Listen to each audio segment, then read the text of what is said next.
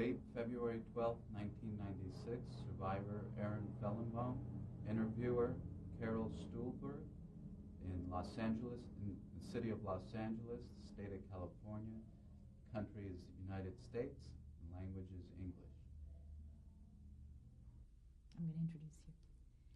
I'm Carol Stuhlberg, Stulberg, and I have the privilege of interviewing Mr. Aron Fellenbaum, excuse me, yes. I'm sorry. On February the 12th, 1996 in Los Angeles, California. This is tape 1 with Aron Fellenbaum, February the 12th, 1996 in Los Angeles, California. Please tell us your name and spell it for us. Okay, my name is Aron Fellenbaum. Aron, A-R-O-N, Fellenbaum, F-E-L-L-E-N-B-A-U-M. Can you tell us what your name was at birth? My name was Aron, and in fact my parents told me that the name was given to me by the rabbi from Bobov. There was a rabbinical dynasty, in fact they're in Israel even now. And he gave us because before me somehow mother had children, they didn't live. So that's the reason my father went to that rabbi and he told him to name me Aron.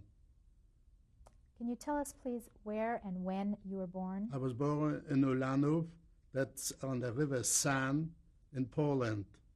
This district that time was Lvov. And when were you born? I was born June 21, 1921. How old are you today? Today I'm 74 years old. Can you tell us, please, the names of your parents? My father's name was Yitzhak, and my mother's name was Sarah. What was her name from home? Nadel, N-A-D-E-L.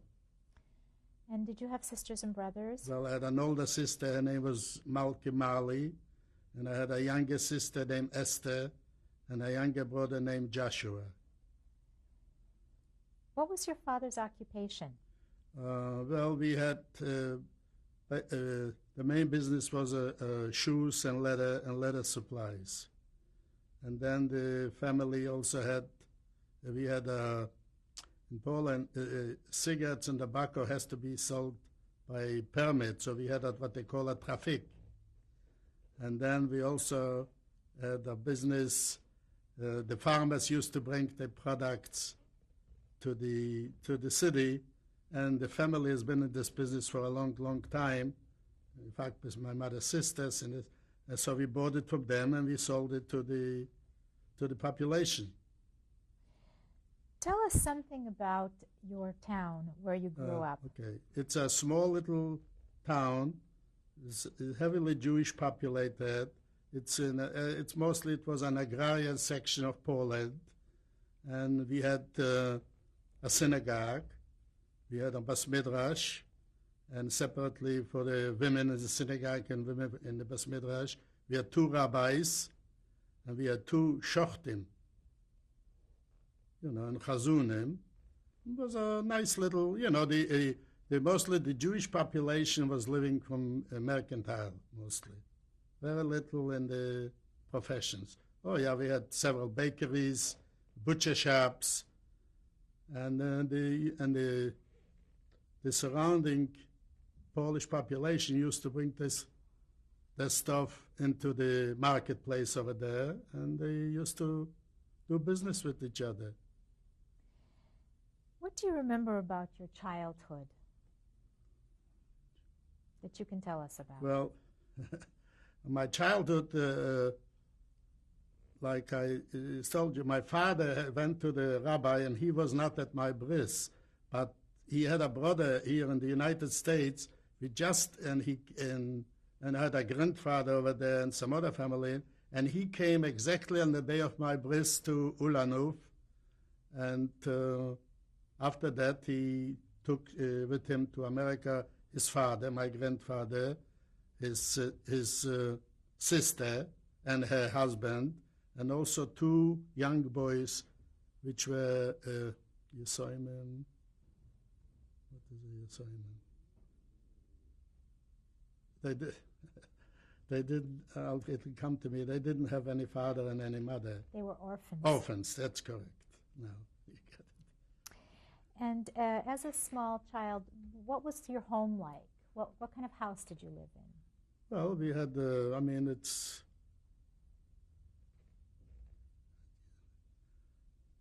we had a house with 2 bedrooms, and at the age of 3, I was going to Cheder, because the main emphasis in the family is we should get a good education.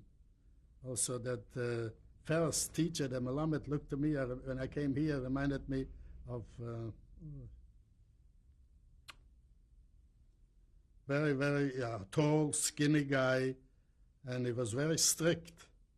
And over there, if you didn't learn or behave, you were paddled, you see. And this was going on till I was about 6. 6, I also started public school. Public school where they taught Polish and mathematics and science. And the city, the Polish population was very anti-Semitic. Yes. In fact, at one time, one of our teachers was running for political office to the Polish Sejm, which is like the Congress, and he lost, so he let it out on us, and he left us another year in the same class, you see. But generally, we were well off, because besides the business, my grandfather here in the United States saw to it that his sons, he had 3 sons, that he always went to him for Pesach and for the holidays. They should give him some money, and they were sending us some money too, you know. So I mean, we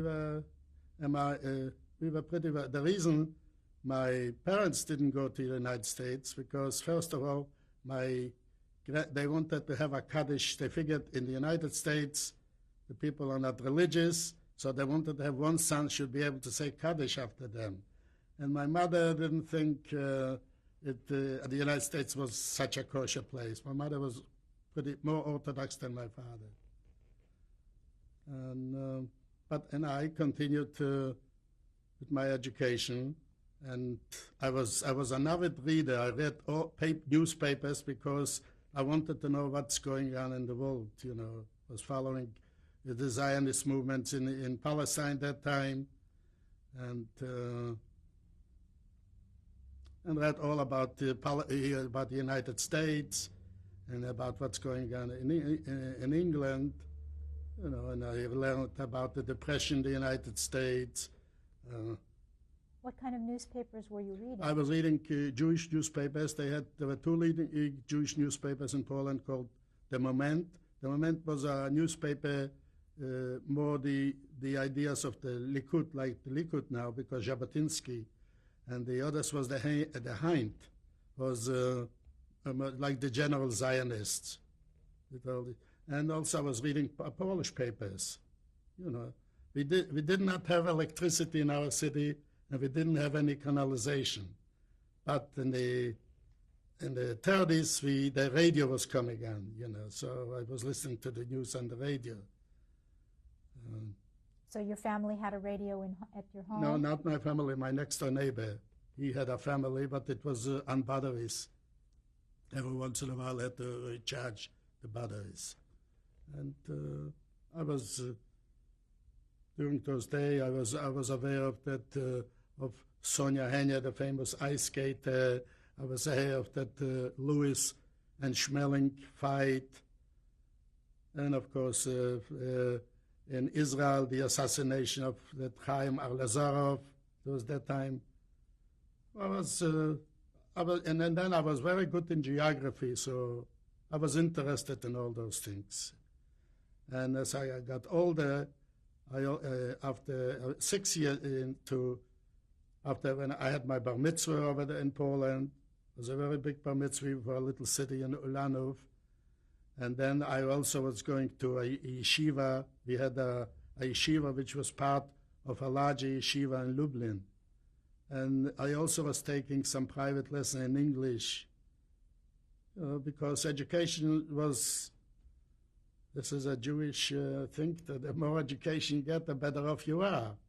Why don't we go back just a little bit? Yes. And tell me first about your religious observance at home with your family. Well, the religious observance was I'm sure twice a day I was going to shul, for morning services and evening services. On Shabbos we used to go to shul, and we observed all the holidays. It was strictly kosher and Orthodox holidays. Tell us about your bar mitzvah. Bar mitzvah, in fact, it was a mitzvah that there was a rabbi in the city. It was called Tarnobjek. He came to my bar mitzvah, and of course I gave a sermon. And it was, for a little city, it was a big bar mitzvah. And of course, we were aware in Poland that time in the 30s, anti-Semitism grew. Even sometimes, anytime they had a national holiday, they used to tear off the fences and the windows from the Jewish stores, and they used to build bonfires in the market. And of course, we were reading there were some anti-Semitic happenings in all kinds of cities in Poland at that time. In fact, they also passed a law against Jewish slaughtering rituals that time in the 30s, and the Polish government got very friendly after Hitler came to power in 1933. The Polish government got very friendly with them, with the Nazi government. In fact, that the ministers used to come to Poland hunting and fishing to the Poland until 1939. In 1933, when Hitler came to power in Germany, yes. Were you aware of it from your reading? Oh, yeah, I was aware of it. Yes, sure, we were aware of it.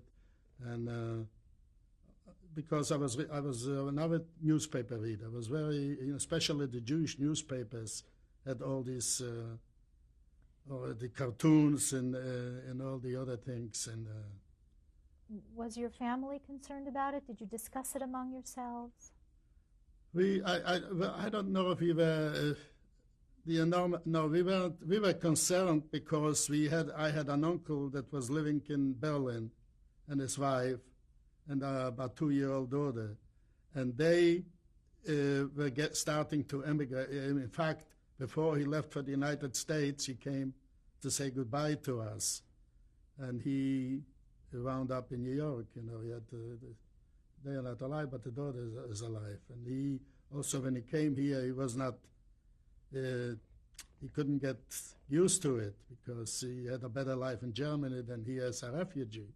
But we were aware that that things are going on. After all, when the Kristallnacht night in Germany, they were evacuating all the Jews that had Polish, they were born in Poland, they threw them into Poland. So we were aware what was going on, and all the time, even before 1939, the meetings with Chamberlain and all the others, we were aware that in the Anschluss of Austria and then the Sudetenland, we were aware that something is going on, but we didn't realize that a Holocaust is going to happen. You see, let me take you back a little bit again, and let me ask you about your friends as a young boy. Did you have both Gentile and Jewish friends? No, mostly Jewish friends, because the city, we belong to other organizations, like some belong to the Beitar, which is the Likud, and some belong to the Akiba, the Mizrahi, and Agudat Israel. And in the city itself, we didn't have many. In the area where we lived, there were not a Gentile population. They were living a little bit on the outskirts. But we used to do business with them. We knew them and everything. But we didn't. We had next door to us, we had a Polish neighbor, and they were childless, and the woman was crazy about my youngest son. You mean your brother? Yeah, my younger brother. That's true. Yes. In fact, on Christmas Eve, a Jew is not supposed to go into their house, but she let my little brother go into her house. We used to get along with them because we used to do business with them. Come around Christmas time, we used to give them gifts. We got along pretty good with the Catholic church over there because it was more heavily Catholic city. Because we used to give him gifts and we used to sell him merchandise and we used to give him credit. So the life was bearable, you see. Did you belong to a youth organization I at belonged that to time? Mizrahi, yes. What did you do when you came to these meetings? Well, we were following. A lot of them figured maybe we'll eventually emigrate to Palestine, but the British government issued very few certificates, they called them that time, for just single people, because after all, they issued these certificates for the whole country. So each city got one or two. But we were active, there was an election every year at the World Zionist Organization. They were selling tickets they called shkalim, you see. Whatever was possible. We had these pushkis for the Jewish National Funds. And also, you see, Poland was a poor country. And a lot of people used to travel the country to each city to collect a few, and they used to come also to Ulan. Some of them came by foot, some of them came, if they're a large family, by wagon. But in order not to have them go around, they used to go around from house to house, in order not to antagonize the Polish population. So the Jewish Kehillah, the Jewish committee decided we will collect a certain amount of money from everybody, and then we will give it to them. So when they'll come in, we give them some money, and they will leave the city. And I was in charge of giving him the money. Somebody else was collecting it, and I was in charge. So whatever it's not on a big scale, but. So tell me, in 1939, in September when the war broke Yes. out, what do you remember? Okay, I have to stop for a minute for the battery change. So let us go on about when the war started. Okay, when around 38, I was following developments.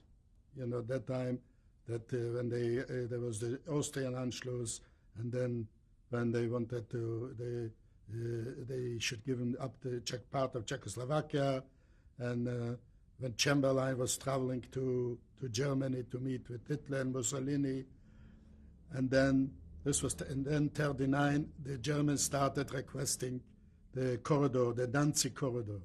On the northern part of Poland, there was Germany was on the west side, and German province was on the left side, and in the middle, Poland had a corridor that went to the Baltic Sea. So the Germans wanted back that corridor, because the Polish government didn't want to give them that corridor, and I think they made some kind of pact with France and England to help him out, to resist the German demands. So that was a Friday, September 1, 1939. I listened to the radio, and came on the Polish president. His name was Mościcki. He came on the radio and he says that the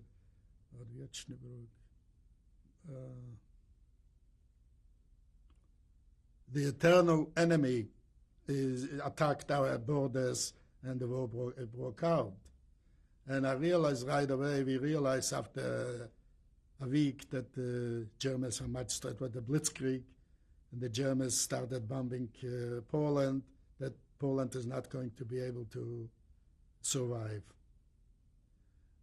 So, and then when when the airplanes came over Ulanów, and I was on the street with my next door neighbor, a Polish man. And we were only 100 yards from the house, but we were afraid to go to the house, so we ran away about 15 kilometers from the city to a little village over there. I think his wife was already there with some members of the family. So after, and over there, so I stayed with them for a week. And then after that, I came back home. So already they told me that the Germans gathered up the Jews to that marketplace. And in the meantime, they killed a few Jews. And they warned the people that this what will happen to them if they will resist or anything else.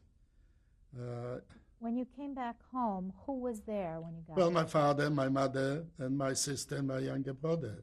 You see, they were there because we had a big house. We already moved from a house where I was born before, because we built that house in I think around 34, 35. It was a little more modern house because the stores were already made out of ceramic tile, you see. And we still had merchandise to sell, you see. So I came home. But we realized that things are changing. In fact, my parents they prepared 4 horses to maybe, they figured maybe if they'll evacuate to one of the villages around it, it won't be so bad, you see. But then, I don't know, it was a month later, it was still in 39, I think the Nazis, Hitler made a deal with Stalin, and they divided Poland. Because the border was along the Vistula, which goes through middle Poland, and we also had a river San. So on our side, we were on the east side of the San, and so the Red Army came in. So we figured maybe it'll be a little bit better. In the meantime, the Germans were evacuating all the Jews from their side to the east side, and we got a very large influx of refugees. Very large influx of refugees. But then a few weeks later, they made another deal, and the Russians moved back. There's a river Bug, B-U-G, because they said that they're going to create a Jewish district. There was a district of Lublin, like a state, and all the Jews from they will put into that district. That and so then the commander of the Red Army was a Jewish captain from Kiev. So he figured, young people, if you don't want to, you should come with us, because who knows what the Germans might do to you.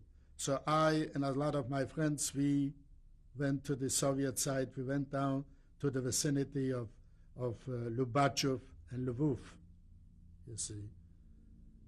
And of course, my parents decided in the last minute not to go, because first of all, they had a big business, a big house, and they remembered that during the First World War, when they evacuated the city, when they came back, they didn't find even a nail in the walls. So after a while I was there I came to the city of Lvov one time, and there were so many people there. So there was no place where to lay down your head even, you see. But then, so I decided, since it was quiet at home, I decided I'll go home. So I and a few other friends, we paid a smuggler, and he smuggled us through the border, because the borders were already guarded, and we went back home, you see. So in the meantime, the Germans burned the synagogue at home in the city. They destroyed the cemetery. And every day they requested people to clean up after the fire of the synagogue and clean the streets, because in the wintertime they shovel the snow. And this was going on. And every day, they themselves didn't do the dirty work to go and grab people. They gave an order to the Jewish elders that was in charge of that So everybody, house had to give one man to do the work. Who were these Jewish elders that were Well, in charge? people, known people, business people in the city, they picked, there was about, my father was, I don't know, at that time, he was also part of that, what they call the Judenrat, the Jewish Kehillah, That time, the beginning, they were dealing with them. They weren't directly dealing with the people. Okay, they required certain things like food and this and that. We had to supply them, And they were all the time, they were trying to bribe him with something, with gold and this and that, you see. Now then, this was already in 1940, because when I came back was already in January in 1940. Then in about in the summer, or maybe April or May of 1940, they requested 100 people they needed for a certain project. So every house gave one person. So then they put us on trucks, and we wound up in Belzec. Before we get to Belzec, let me ask you, while you were still in Ulanov, did you actually work to help? I worked, yes, because I have one picture where we worked on taking the synagogue apart. What else did you do? We were shoveling snow, whatever, I think during the war, they bombed the bridge. We had two bridges because we had two rivers in the city, and we had to work on the bridges, just hard labor, Was your father able to carry on his business during this time? We were, yes. As long as as long as the farmers used to bring the merchandise, we were able to buy it and sell it to the population, because otherwise you couldn't go out anyplace else to buy it. Whatever we had over there, we were able to sell. The farmers used to bring the eggs, they used to bring the butter, and they used to bring the fowl. And if they killed some animals, so they used to bring those furs and everything. For a while in the beginning, they let us live, you see. What restrictions were put on you as Jews in the city? Well, there was no schools anymore, because you couldn't do any traveling. You see, you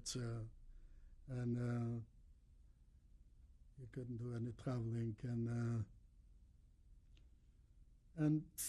you tried the best not to, when you see them, not to be to hide, not to go out in public or anything else. How did they know who the Jews were? Well, the Jews were concentrated in a certain part in the city. You see, like it's in the central part of the city, around the synagogue, around the Beis HaMidrash, and the businesses along the streets were mostly Jewish businesses. Did the Germans make you wear any kind of identifying clothing or anything like that?